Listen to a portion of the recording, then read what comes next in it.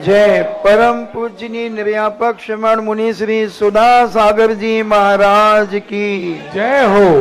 बोले परम पूज छुल्लक गौरव श्री गंभीर सागर जी महाराज की जय हो। सभी श्रोतागण एवं जिज्ञासु पूज श्री को नमोस्तु करें। नमोस्तु महाराज जी। इच्छामी महाराज जी। अजय जैन मुगावली से पूछते हैं, नमोस्तु महाराज जी, पहले स्वर्गीय देवी देवता कष्टों के समय आया करते थे, मगर आज हमारे ऊपर जब मुसीबत आती है तो देवी देवता क्यों नहीं आते हमारी रक्षा करने के लिए? क्योंकि आप लोगों का पुण्य घटिया हो गया है। बढ़िया पुण्य हो तो देवता आते हैं। तुमने इतना पुण्य किया हो कि देवता लोग भी तुम्हारे उपकार से उपकृत हों। पारसनाथ ने नाग नागिन को बचाया था, तब वो देवता आए थे, बिना उसके नहीं आए थे। कोई भी व्यक्ति तुम्हारे जीवन में सहयोग करेगा, ये परस्पर का व्यवहार है। तुम हमारे नहीं, हम तुम्हारे नहीं। तुम हमारे हो तो हम तुम्हारे हैं। ये पूरा परस्पर का सिस्टम है पूरी दुनिया का। यदि हम किसी के नहीं हुए तो कोई हमारा नहीं होगा। हम हवाओं के नहीं हुए तो हवाएं हमारी नहीं होंगी। हम जल के नहीं हुए तो जल हमारा नहीं होगा। हमें जल के लिए भी जीना पड़ेगा कि हमें जमुना का जल शुद्ध रखना है कि उसमें नालियां ना जाएं, तो जमुना हमें शुद्ध जल देगी। हम जल को गंदा करें और तुम कहो कि जमुना नदी हमें शुद्ध जल दे दे, नहीं दे सकते। इसलिए तो हम लोग सदा प्रश्नों में कहते हैं कि अपनी जिंदगी को किसी न किसी के काम में लाओ। कुछ लोगों से तुम ऐसा बना के चलो कि कल वो तुम्हारे काम आ सके।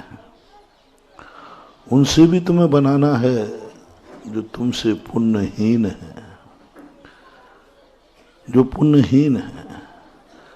पुण्यहीन व्यक्ति के काम में यदि तुम आ जाओ ना, तो जिंदगी में कभी नहीं भूलता, कभी नहीं भूलता। दुखी लोगों के काम में आ जाओ तो वो हमेशा याद रखता है, इन्होंने हमें दुख में बहुत बड़ा सहयोग दिया था। धर्मेंद्र पद्मावती क्या सोच करके आए, यही तो दोनों ने चर्चा की कि हमें उस समय दशा की है जिस समय कोई हमें बचाने तो छोड़ो, हमें देख करके मारने का भाव करते हैं लोग। और ये कैसी आत्मा है जिसने हमें बचाने का भाव किया, बस एक वह उपकार के कारण से धर्मेंद्र पद्मावती ने भगवान पारसनाथ की रक्षा की। इस सिद्धांत को हमें कभी नहीं भूलना चाहिए। जब भी तुम किसी जीव पर करुणा करो, वो पात्र तो है नहीं कि तुम्हें कुछ दे देगा, लेकिन तुम्हारा व्यवहार यदि बन गया। मैंने एक बार कहा था, ये जो तुम गौशालाएं खोलते हो, हर व्यक्ति को अपने जीवन में एक गाय, एक कोई भी पशु का पालन करना है। गौशाला में तुम पशुओं का पालन नहीं कर रहे हो, एक एक पद्मावती को तैयार कर रहे हो, एक एक धर्मेंद्र को तैयार कर रहे हो।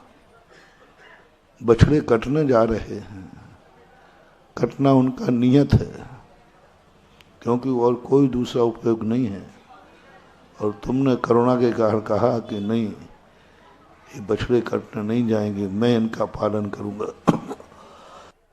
काम में नहीं आना, फिर भी मैं इनको खिलाऊंगा। तो वो एक नंदी, एक पशु को तुमने पालन नहीं किया है। मर करके यदि उनमें से कोई देव बन गया तो धर्मेंद्र बनकर तुम्हारी जिंदगी में काम आएगा,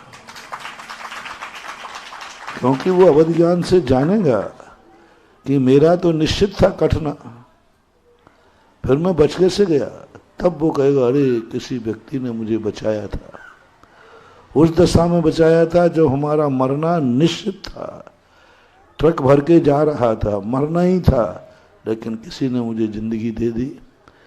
इसलिए सदा ध्यान रखना, कभी किसी पुण्यहीन की जिंदगी बचा सको तो बचा लेना, क्योंकि पुण्यहीन व्यक्ति ज्यादा स्वर्ग जाते हैं। पाप करने वाले नहीं, पुण्यहीन कह रहा हूं।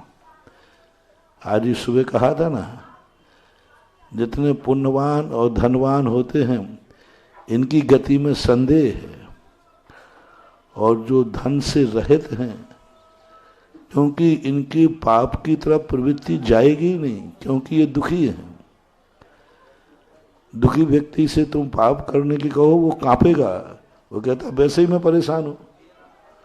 और एक धनवान व्यक्ति से कहो तो वो नहीं कांपेगा, क्योंकि वो सुखी आदमी है। इसलिए सदा हमेशा कोई ना कोई दुखी मिले, उस दुखी के ऊपर दया जरूर करना। जितनी तुम्हारी शक्ति हो, जितना तुम्हारा समर्थ हो, उसको एक अपनी जिंदगी का एक भाग निकालना ही चाहिए। चाहे धन का निकालो, चाहे समय का निकालो, किसी भी रूप में आपको उन असमर्थों की सहायता करना है। और वही सहायता मात्र संसार के लिए नहीं, अनुकंपा, सम्यक दर्शन का एक अंग है अनुकंपा।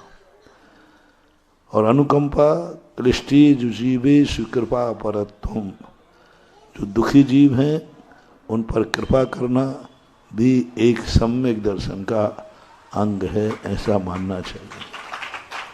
डॉक्टर वंदना जैन बड़ौद से पूछती हैं, नमोस्तु महाराज जी, आपने जिज्ञासा